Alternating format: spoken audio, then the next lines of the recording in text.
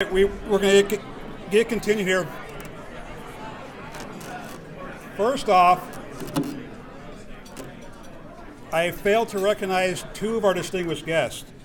The first being Torrance Unified School District Board of Education, Michael Wormers.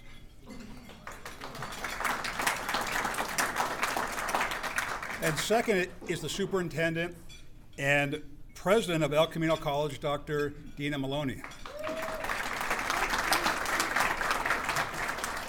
We're also going to do an auction. We have a necklace that was handed to me. If you're missing a really nice necklace, you can find it at table 5.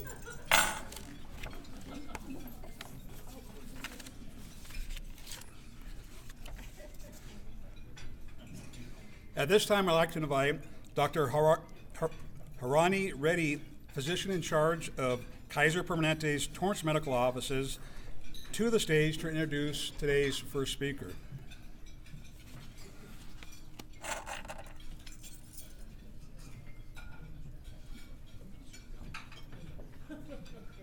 Hi, good morning. So it's my honor to introduce our Assembly Member Al Muratsuchi, who represents our 66th Assembly District.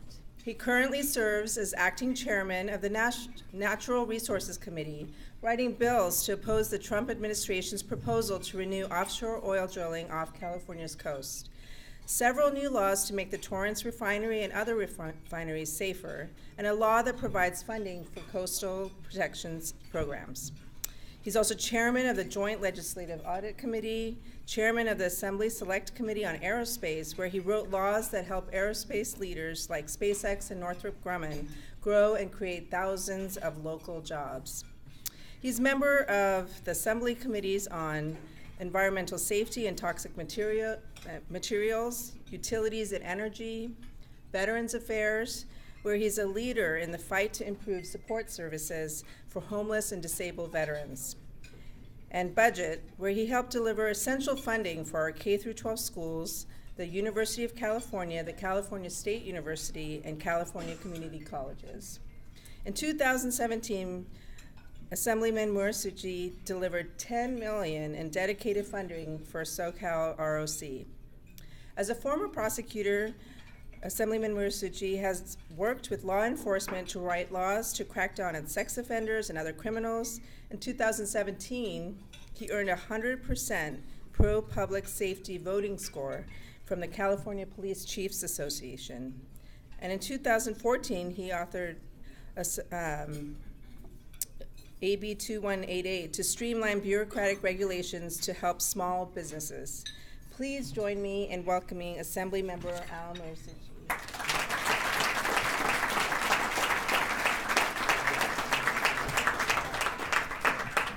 Well, good morning, everyone. Thank you very much. I think we got you the long bio rather than the short bio, but I appreciate the introduction. Good to see everyone. My name is Al Muratsuchi. I have the privilege of representing Torrance in the South Bay in the California State Legislature. It's great to see Auntie Maxine and Mayor Fury and so many dignitaries and community leaders here today. So, as Auntie Maxine well knows, I think whether you're a Democrat or Republican, I think we can all agree that we are living in interesting times. And, while the media has been focusing on the latest tweets, I think a lot of the focus has been missed on how well California's economy has been doing. Our California economy has been growing, creating jobs, and we have moved from 7th in the world, passing France, to become the 6th largest economy in the world. I was looking at the LA Times recently, and buried in the business section is this article with the headline that says, "State keeps adding more jobs." And I'm looking here, let me get my first pair of reading glasses here.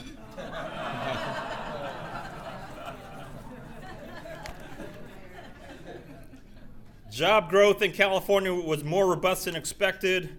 The unemployment rate fell to a record low of 4.4%. We are nearing the longest employment expansion since World War II. Construction and trades showing the strongest hiring. Manufacturing also posting increases.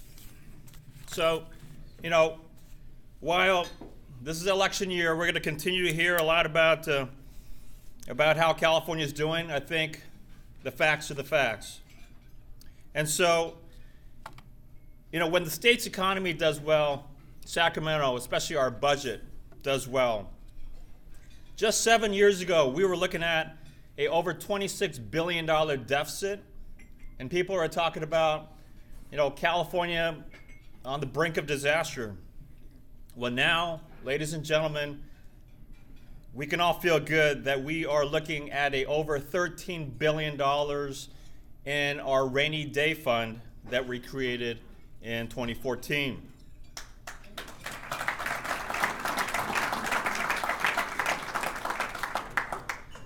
So while we're seeing all this good news in our state, I know that many of us continue to face our challenges. I had a great discussion with the Torrance Chamber just last week with some of our local restaurants, and they're struggling. They're facing rising wage costs, and they're talking about having to automate more jobs. And I hear you. I was talking with Lori that there's no denying that restaurants and other small businesses continue to struggle. And so we want to make sure that while the headlines focus on how well the state's economy is doing, we want to make sure that we're bringing everyone up. And so that's what I'm prioritizing as your representative. 3 priorities: fighting for our local businesses, fighting for our local schools, and fighting traffic. First, fighting for our local businesses. I have 2 bills that I want to particularly highlight.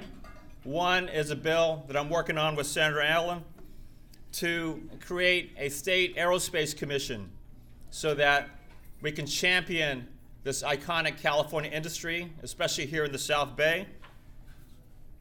Going back to the good news, a lot of people, they don't realize that we're seeing a renaissance in the aerospace industry. SpaceX has gone from zero jobs in 2006 to now, I've been told, approaching 5,000 jobs, 5,000 manufacturing jobs in Southern California.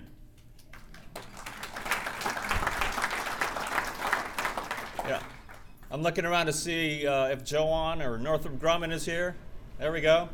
Northrop Grumman, they're adding thousands of new jobs ever since they were able to get one of the biggest aerospace contracts in decades to build the next generation of stealth bomber. And so those are thousands of new jobs in Southern California.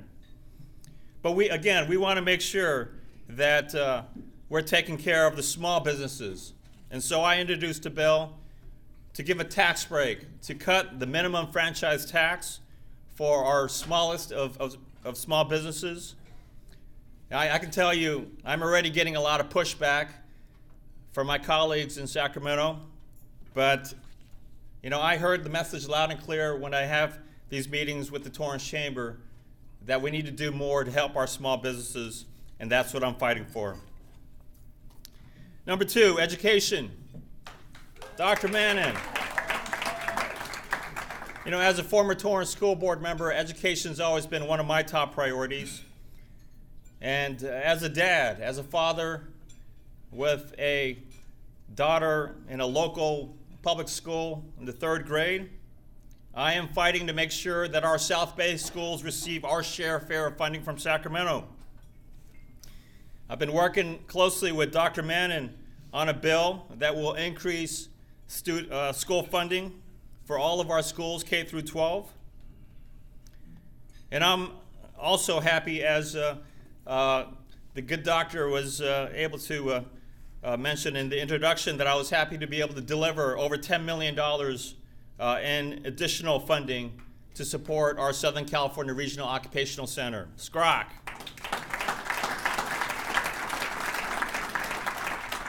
But as we're looking at these good budget times, we need to make sure, I want to make sure that education continues to be our #1 priority. You know, as you can imagine, there's all kinds of demands on how to spend, you know, these dollars in these good budget times. For me, education will always be my first priority for budget, for the state budget. And so I'm fighting not only for K through 12, but I'm also fighting as a double UC degree holder to make sure that we are supporting public higher education so that we continue to support the best public research university in the entire world, the University of California, that we continue to support the best and the biggest state university, the Cal State University, that graduates more teachers and more folks joining our workforce than any other university in the country. There we go. Dominguez Hills. And our community colleges, Dr. Maloney. You know, our community colleges are the real workforce of public higher education. They turn out our future workers. When I visited recently with El Camino, they highlighted some of their workforce development programs, how they're training, you know, sheet metal workers and welders, people that we know the jobs are out there. Aerospace, you know, Northrop Grumman, SpaceX, they want those jobs. There is that skills gap, and so our institutions like El Camino College are educating more workers to fill these jobs. Last but not least, fighting traffic. We spend too much time on the freeways. We all know that. And so that's why I'm proud to say that I've been working with Mayor Fury, the governor, and Mayor Garcetti to fast track the Metro Green Line extension to Torrance. You know, if you look at the Metro Line map, you see this big gaping hole, and that big gaping hole is the South Bay. So it's time that we catch up. Thanks to our efforts, we are on the 28 by 28 list, the priority list of Metro station openings to extend the Green Line to Torrance by the 2028 Olympics. We're trying to get it open before that. And Mayor Fury and I have been going back and forth on trying to schedule the date for the governor to come down to join us in Torrance for the groundbreaking of the Torrance Metro Transit Center.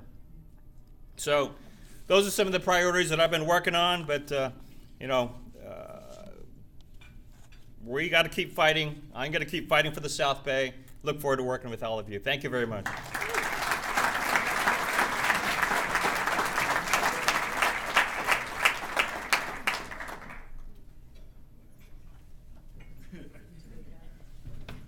Thank you, Assemblymember Muratsuchi. On behalf of the chamber, we have a small gift for you. Thank you very much.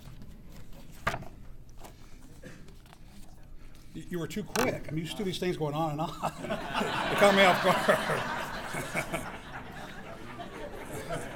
Tell that to the next two. Yeah. The Assemblymember Muratsuchi set the bar. At this time, I'd like to invite Clark Wrigley, Vice President, PBF, Western Region, to the stage to introduce our second speaker. Thank you. Good morning, everyone. Class? Hi, I'm Clark Wrigley, and it's an honor to introduce California State Senator Stephen Bradford. And Senator Bradford was elected in 2016 to represent the 35th Senate District, which includes the communities of, now this is a long list, are you ready? Carson, Compton, Gardena, Harbor Gateway, Hawthorne, Inglewood, Lawndale, North Long Beach, Rancho Domingo, San Pedro, South Los Angeles, Torrance, Watts Willowbrook, and Wilmington. Senator Bradford was recently appointed this year in March to the Senate Banking and Financial Institutions Committee. He's also a member of the Senate Committees on Energy, Utilities, and Communications, Governmental Organization, and Public Safety. As the previous chair of the Senate Labor and Industrial Relations Committee, Senator Bradford worked to develop a more robust and fair workers' compensation system while protecting Californians from discrimination and prejudice-based hiring practices. He also serves as the second vice chair of the California Legislative Black Caucus and is the proud founder of the Gardena Jazz Festival.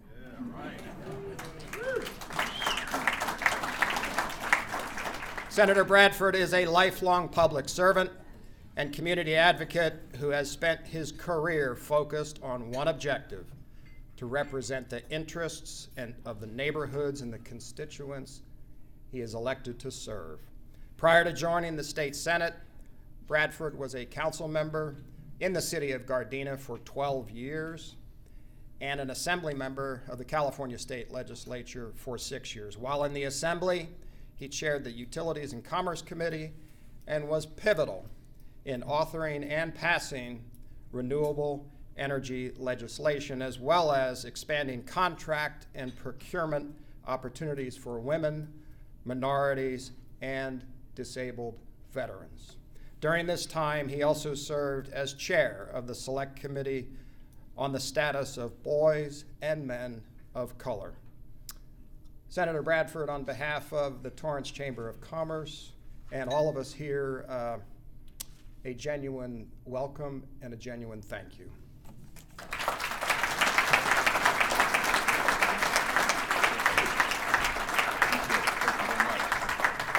Good morning. Good morning.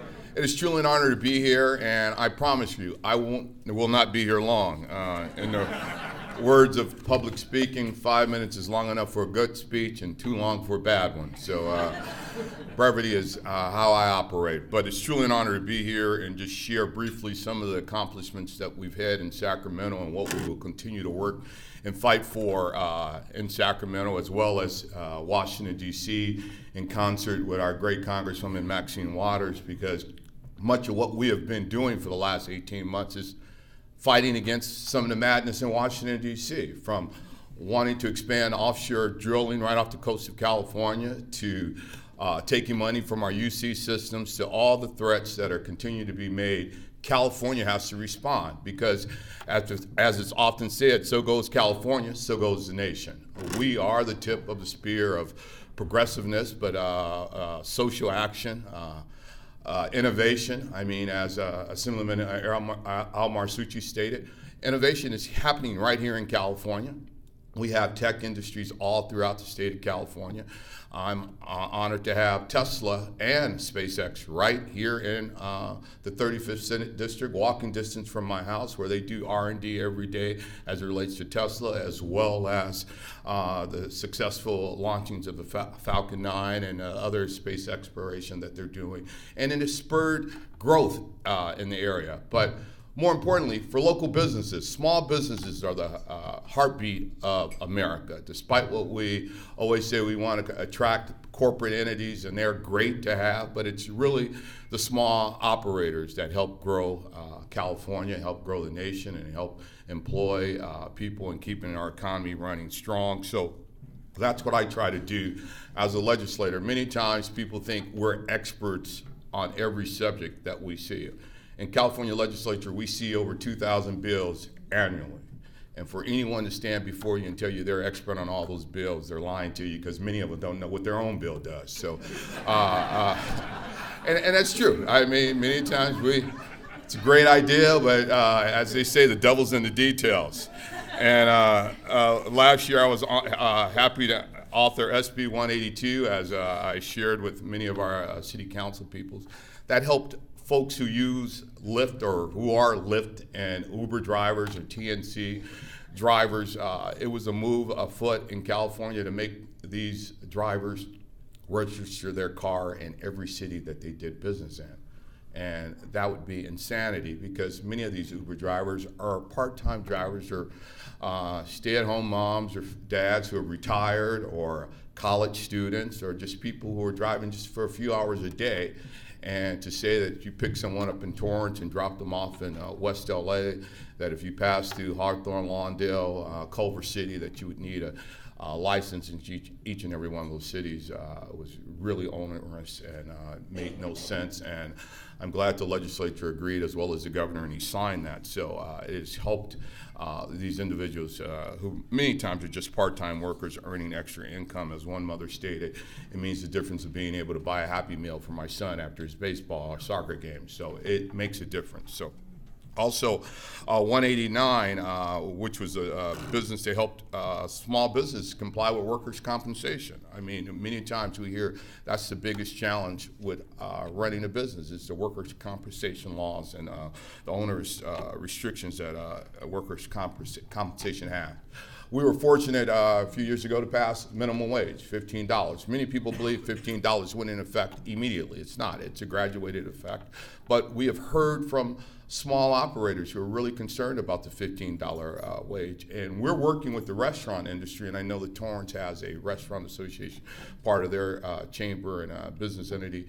And we have met with a lot of the operators throughout the state of California, and we're trying to devise a way of bringing your back of the house work staff, who are really the ones who are the lower paid workers, to $15 immediately, and freeze those floors, wait staff on the floor to whatever their current wage is, and guarantee double that minimum wage at that time. So if they're making $13, they're going to guarantee them $26 an hour, because many of those folks work for tips. Many of those folks don't even really care about their hourly wage as long as they make a good tip, and that's what we found from the wait staff. Many of them are really don't hire on at a restaurant for the hourly wage. They hire on for the tips, so we're trying to work that out. I passed a bill at SB 490 that does just that in the hair salon industry. Many times when you come into a hair salon, you know I use it all the time, and many of those stylists work on a commission. So if they add color or sell you on an additional cut or something, you know, they get a commission off of that, and they were happy with that. So we froze those wages there for those stylists at twice the minimum wage. They were happy because, again, they work on tips, and so far we haven't heard any complaints about SB 490 in the hair industry salon, so hopefully it's working, and hopefully we can take that model and move forward. As stated, I was just made chair of banking and finance a little over a week ago, and I find that surprising because I barely can balance my checkbook, but it's an honor that I have. Prior to that, I served as the labor chair up until 2 weeks ago, working with organized labor throughout the state of California. But in this banking industry, we're finding many challenges. 7 years ago, I did a bill here in California that unfortunately was vetoed, but it was dealing with the unbanked. There are close to 3 million Californians who are unbanked in the state of California, and that's something that we're going to be looking at through this Banking and Finance Committee, as well as disparity at home loans that have been given throughout the state of California, especially when we talk about minority communities. African Americans and Latinos are the lowest at receiving home loans. We just had a healthy debate in my first committee hearing on Wednesday regarding SB 818. It's an extension of the Homeowners Bill of Rights that we passed in California 5 years ago. It was due to sunset in January, which it did, and all SB 818 does is extend those sunsets, those provisions, I should say, to allow a single point of contact if someone finds themselves in notice of default, that they have a single point of contact they can deal with in helping to either get their home loan refinanced or work out some payment plans. So it was a little pushback from the banks. And the question we asked, has it worked over the last 5 years? And the answer was yes.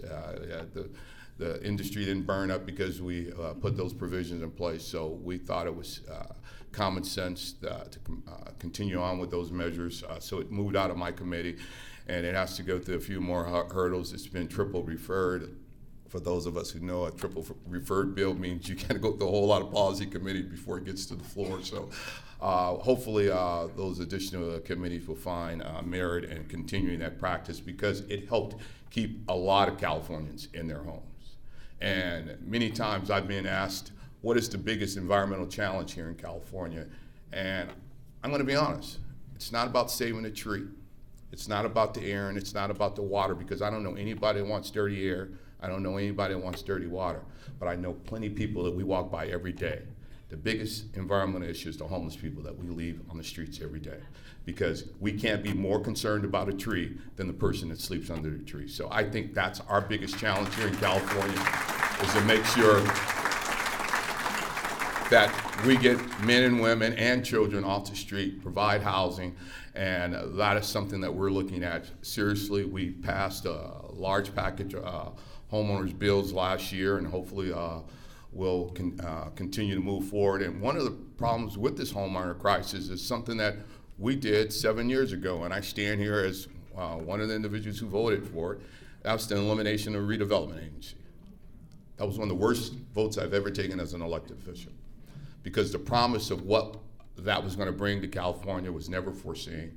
And I'm often state the only two people that had courage to say no to that was my former predecessor, Senator Rod Wright, and Senator Bob Huff down in Orange County. Those are the only two guys that said no. And we see part of the problem in building affordable housing, or just market rate housing today, is because there's no incentives to write down dirt and help developers come in and build housing. And we need to get away from the stigma of affordable housing. Affordable housing in San Francisco, if you make $125,000, you need some kind of affordable housing. You can't live in San Francisco making $125,000 a year. So the housing crisis is real here in California, and we need to do something about it. And you want to clap? Yeah. And an issue of great concern to some folks, they don't like to talk about it, but it's the elephant in the room. It's cannabis. We passed Proposition 64 2 years ago, and whether you like it or not, cannabis is here to stay. And one of the challenges I'm going to be working with is finding a way to bank this money. It is no secret there are billions of dollars buried in the hills of Northern California.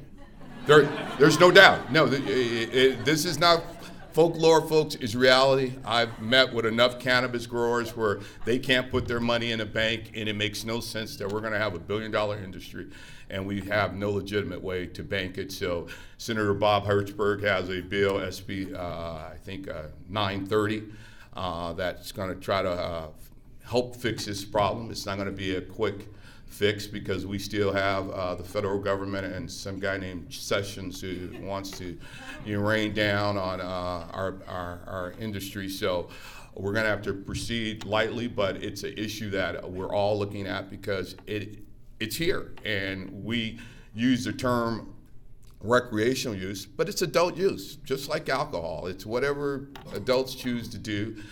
So we're going to have to figure a way, because I took a tour last week, and I was blown away. I had never gone into a dispensary. I had never interfaced, but it's a industry that has a great growth potential, and we as Californians need to look at how we can help it.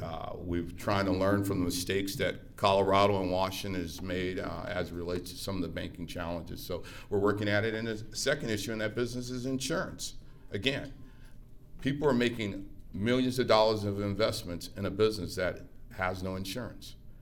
So we're working with insurance agencies to see if we can get these businesses insured, because if you don't bank this money and you don't insure this money, we're going to create a real crime epidemic. Because they say, why do you rob a bank? That's where the money is. Well, why are you going to rob a dispensary or a distributor? That's where the money is. It's cash business. They walk into state agencies every day with sackfuls of money to pay their taxes. I just heard a story last week of someone walked in with over $100,000 to pay their taxes. Cash money. So that's the insanity that we don't need in 2018. We have to move everything else into the 21st century of technology. We need to find a way to do that as well.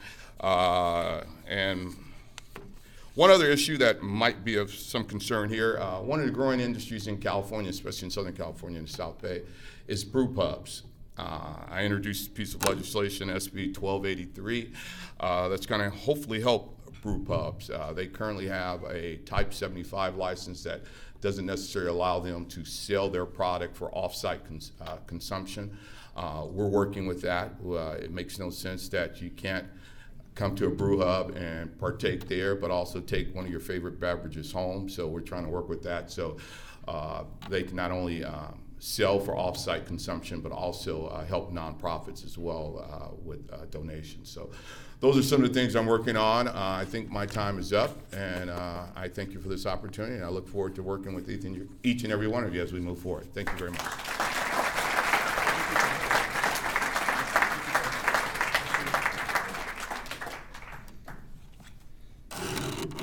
Thank you, Senator Bradford. At this time, I'd like to invite Ellen Mary Michelle, Vice President, Worldwide Human Resources for Pelican Products, to the stage to introduce today's final speaker.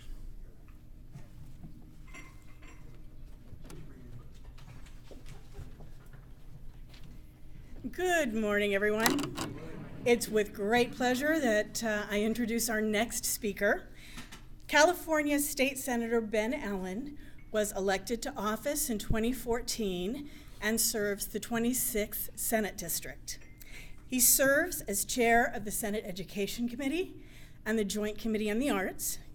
He is a member of the Senate Committee on Elections and Constitutional Amendments, where he has championed campaign reforms and transparency issues. He's also a member of the Natural Resources and Water Committee, as well as the Transportation and Housing Committee. He co-chairs the Environmental Caucus and is vice chair of the Jewish Caucus. Senator Allen has authored several measures that have become law, including the groundbreaking bill to boost vaccination rates among school children and a landmark river protection bill. He's authored laws that protect veterans from pension scans, improve the diagnosis, treatment, and care for persons with Alzheimer's disease, and strengthens the regulation of underground gas wells. Senator Ben Allen has also co-authored the Senate's historic climate change legislation, which requires 50% of the state's energy to come from renewable sources and doubles energy efficiency in buildings by 50% by the year 2030. He has authored bills to expand the state's efforts to combat climate change even further, including establishing the first standard to increase the use of renewable gas and reduce toxic motor oil waste. Please join me in welcoming State Senator Ben Allen.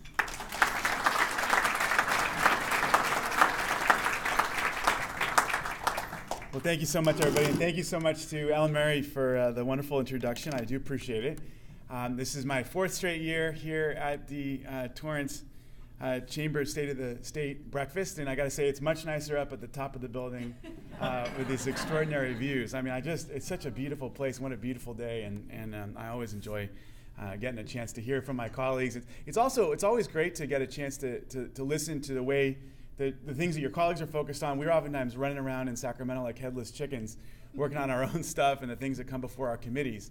But these two have been wonderful partners here. We work really closely together on so many different issues that relate to the South Bay and making sure that you get good representation. And it's just been a real pleasure getting to work with Al and Steve in the legislature. And so thank you for your service, and thanks for your comments too. So Al is absolutely right that there are certainly some really great numbers that we've seen economically in the state of California, though I will say that the current climate raises a whole series of concerns that are high up on my list. I mean, a couple things that have happened that I'm concerned about as a state legislator, looking at the way that California economy is being impacted by some things that are happening. First of all, the recent decision by the federal government to overhaul the tax system included, as you know, very strict caps on state and local tax deductions. Put those caps at $10,000, which is estimated to increase taxes nationally by $36 billion in 2018 and $90 billion by the year 2024. In California, about 1/3 of our taxpayers, and quite a bit higher percentage of my district, do itemized deductions on their tax returns, and they typically claim an average of about $18,400 in deductions for state and local taxes. So they're going to see an increase there. But I'm most concerned actually about a lot of the folks who are important drivers of our economy and job creators, who oftentimes have been deducting quite a bit more. We all know that there are higher costs here, there are higher taxes and regulations, but one of the things that we've always known is that you can mitigate the impact because of this deduction that we've always had. And in one fell swoop, the federal government increased the real tax rate of many of our taxpayers from around 8 or 9% right up to 13% on their federal taxes. And it's a wild thing that they did. I think it was a direct assault at the state of California. I'm still appalled that our congressional representatives didn't work harder to head that off and to try to mitigate the impact of that particular deduction issue. And it's something that we're very concerned about. One of the things that we've tried to come together with in the legislature is an alternative plan, and it's, we're trying to think creatively here, but the idea under SB 227, which was proposed by the former President Pro Tem of the Senate, is to allow for people to make a charitable contribution to a fund that then helps to fund the general fund of the state of California. Now, folks, there's no question that the IRS is going to try to fight that because it is, in some respects, a challenge to what they have tried to do to us. But I will say that we're working very closely with a series of law professors from around the country and around the state, and we're crafting it in a way that if the IRS wants to try to unravel this, they'll also have to unravel a series of very popular tax credits and rebates and deductions that exist in several southern states that are currently granted right now. People are able to get a full rebate associated with several contributions that they may make to voucher programs for schools, for various higher educational programs. And so we're going to craft it in a way that if they want to try to undo what we're doing, we will make it difficult for them and cause some political pain for them in areas where they have some traction. And because ultimately, I don't like being in this posture where we're constantly fighting with the federal government, but when the federal government's coming at us with things like this that really were a direct assault at our economy and our competitive advantage as a state, I think it's up to the state government to try to figure out ways to fight back and push back.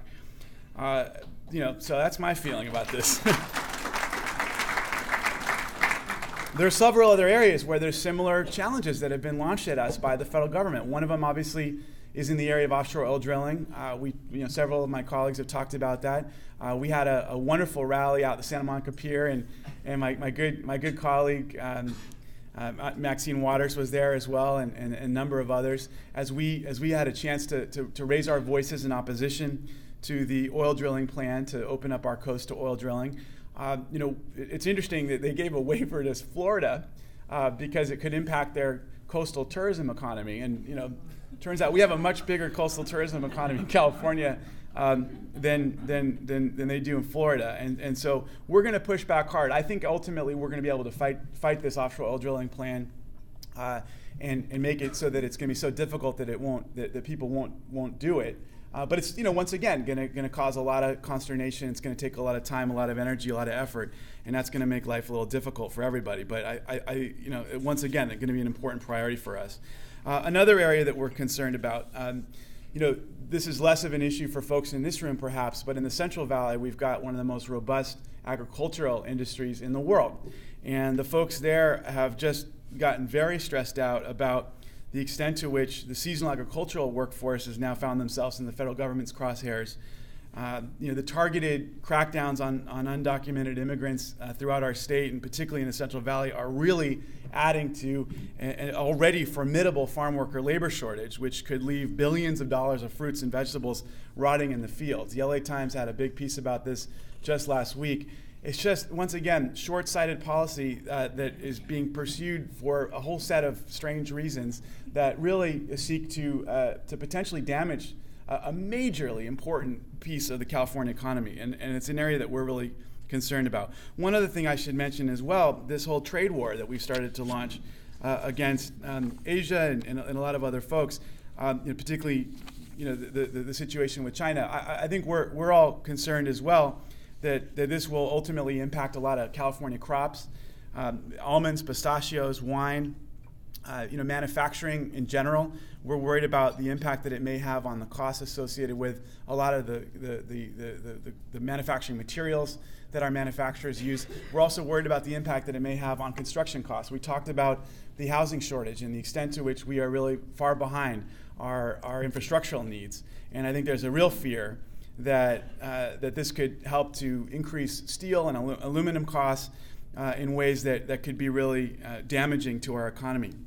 So those are some of the things that we're a little worried about on the economic front as we look at what's happening at the federal government. We'll see where all this goes, but it's certainly going to be a tough road to hoe, and I hope that we'll be able to work with our colleagues in Congress on both sides of the aisle to try to mitigate the negative impacts of some of these policies on the California economy. I will say that there's no question that the economy is strong, but it is vulnerable, and one of the reasons why the governor has worked so hard to build the rainy day fund that was just mentioned is because we haven't had 8 or 9 years of uninterrupted economic growth in the history, the modern history of the state, and it's part of why the governor always is so careful about our budget. Sometimes exasperatingly so for some of our colleagues, but I got to say how much I appreciate his steady hand at the till. Because the legislature, it's 120 people, all who have their own idea about what ought to be prioritized. And oftentimes what ends up happening structurally is the legislature asks for more and more and more. And it's really important to have a big boy or big girl in charge in the seat, in the governorship. And I just ask you, when you look to consider the various candidates for governor, to really look carefully. This is such an important position. Governor Brown has really been careful to keep our budget under control. And by the way, as a former school board member who served on the school board between 2008 and 2016 up in Santa Monica, Malibu, I'm so appreciative of this, because if we're not careful with our state budget, and we get excited about all this new money coming in as a result of the upturn and all this surplus, and you start spending and creating new programs, the second the economy hits the skids again, you got to turn right back around and lay everybody off and fire everyone. It's the most painful experience. It's not fair for the kids that we're teaching in our schools. So it's not fair for folks trying to access the DMV or in-home health services or Medicaid services or whatever else we have out there. So it's important for us to be, I think it's important for us to be building this reserve, paying down some of our debt so that we're going to be in a stronger place when the downturn happens. And I appreciate the governor's leadership on that. I will say that we're working really closely with folks here in the community to try to address some of the big problems that exist and also try to make life better for people. I'm working on a bill right now to expedite CEQA reviews for community plans, working closely with Al and Steve to give agencies new tools to speed up the development of major transit like the Green Line. We're working hard with folks from the South Bay COG and our city governments here, and also some folks in the development community to look at this whole development question. One of my colleagues in the Senate has come forward with a very aggressive bill, Senate Bill 827, that basically says if you're within a quarter of a mile of a transit stop with a bus coming through rush hour every 15 minutes, they're going to basically run roughshod over local planning rules. I think it's too aggressive. I think it really does make a mockery of local control when it comes to planning. But I will say, and I have said to a lot of the folks in the room, that this issue is not going away. Scott's not going away, and I don't think he should go away on this issue, because we do have a housing shortage. We've got an affordability and availability shortage. And the question for me is, how do we work together, work closely with our city governments to help to address these needs in a way that doesn't run roughshod over local control and local needs, but that also addresses these regional challenges that we have. And the fact of the matter is, we've got the worst housing affordability to wage ratio in the nation. Our housing costs are so high. And what's true, our housing costs, the housing costs are a little higher in San Francisco and New York, but our wages are not as high as in those areas. And a lot of people are just leveraging themselves to extraordinary amounts. I think I saw recently, something like a third of our population in the Southland is now spending about 50% of their income on housing. I mean, it really is extraordinary. And you just think about the economic impact of that. That means they got so much less money to spend in your restaurants or to buy products, to help local retail, to invest in their families' education or travel or whatever else or build their business or be able to buy another property, whatever it may be that helps to grow our economy locally. It's something we really have to spend some time addressing. I've also been spending some time on trying to look at ways that we can incentivize benefit corporations a little bit more, so that those companies that structure themselves as a B Corp will actually find some incentives associated with doing that. We've been working with WeWork a little bit so that they can help to break through some of the rules that they've been facing with regards to alcohol licensing and some other things to help make their model work a little bit better. I also want to mention one thing that I know is of interest to people here in Torrance. This is this lawsuit that's been brought against the city with regards to the California Voting Rights Act. And I have to say, the similar lawsuit has been brought by the same guy up in Santa Monica in my hometown. I served on the school board up in Santa Monica, and I understand why the California Voting Rights Act was passed. I mean, ultimately, what was going on in the Central Valley is that you had these towns that were becoming increasingly Latino, and you had 5 old white guys running the show in some of these towns in Central Valley, and there really was racially disparate voting, and there were a lot of challenging issues at play in terms of race. But I will say that some of these lawsuits that have been brought are really abusive, and I think you've got a couple lawyers out there who are entrepreneurs who basically have found a way to shake down our cities. And my big concern when it comes to switching from at-large elections in cities as small as ours to district-based elections is that it divides the board, it divides the council to only look at the interests of their particular neighborhood. One of the things I loved about serving on my school board was that everybody on our school board cared about the poorest section of town. We had an area in the south side of Santa Monica where one of our schools had a very high poverty rate. And all of us took that school under our wing. We were there all the time. We were working on solutions associated with that school. And I fear that if we split up our districts unnecessarily, it can reduce the extent to which people are looking out for the greater good of the entire city. And so that's my concern. So I understand the goals and the reasons why we have the California Voting Rights Act, and I think there's got to be a way that we can assist cities like Torrance that don't have the kind of racially disparate voting patterns and exclusionary history that exists in other parts of the state, to protect themselves so that if the city wants to keep the system as it is, they can do so. And I just would love to work with you on this. We've just started the conversation. I was shocked to see the news just the other day, but it's an example of an entrepreneurial plaintiff's attorney who is really feeding at the public trough and making a lot of money off of taxpayer dollars all over the state, shaking down cities. And a lot of cities are getting scared, and they just settle in advance because they don't want to deal with the lawsuit and the money associated. And so I really hope that the three of us here and some others can get together to try to come up with some solutions to help cities like yours. And let me finally mention, that we're working on a number of issues in the education space. I'm chair of the education committee. It really is a wild experience. I got to say, it's the most powerful committee in the legislature that nobody wants to be involved with. It's very important, we all know, but in the end of the day, the education debate in our state has become this crazy battle between the reform folks, the charter, and then the teachers' unions, and they're just constantly smashing each other.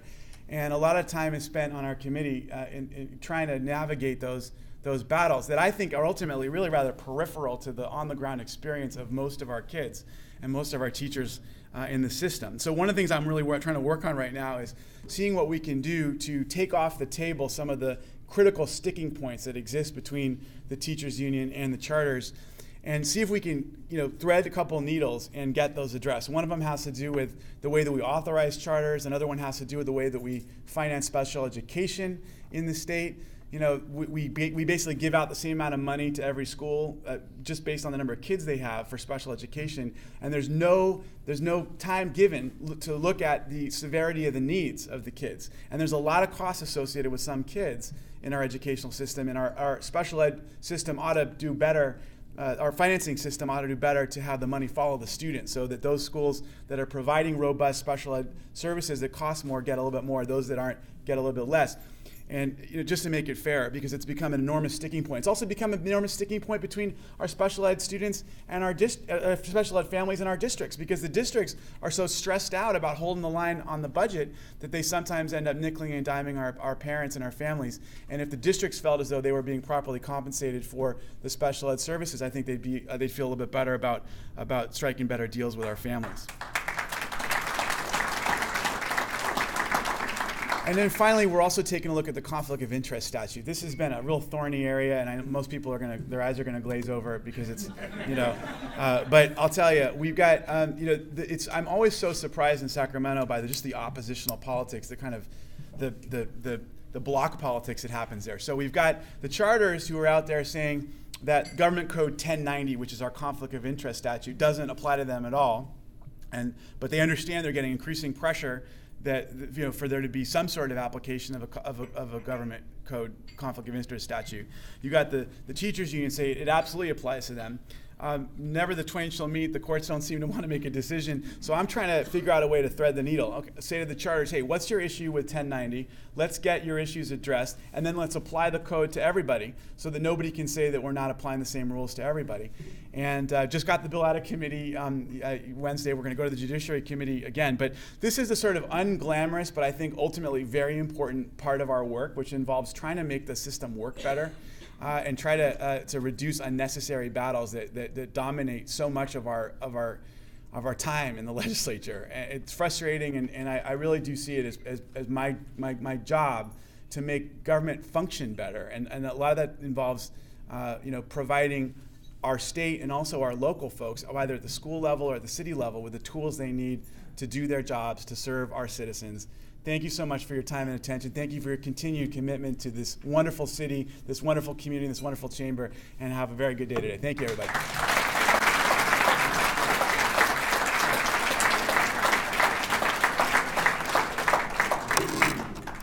Thank you, Senator Allen. Before we wrap this up, Ms. Donna has requested a photograph with Senator Bradford, Senator Allen, and Al Muratsuchi. So if you bear with us just for 1 minute here. And you.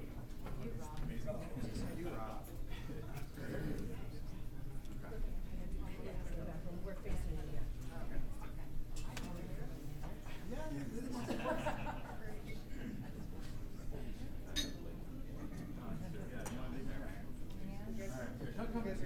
Okay. Even better. And on 3. 1, 2, 3. And one more, please. Make sure you're looking at the red camera. 1, 2, 3. Thank you. No. Oh, come on.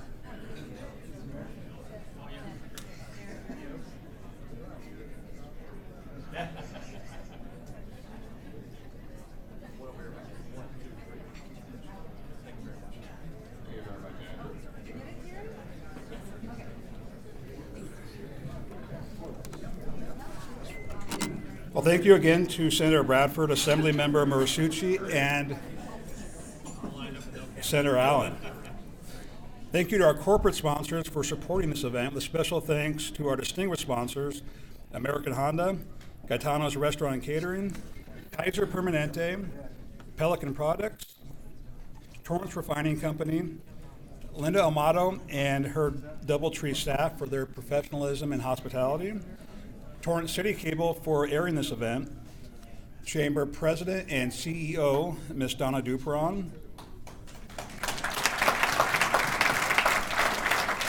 to Chamber staff for their management of our annual State of the State, and finally, thank you all for coming today. God bless you all. Have a great day.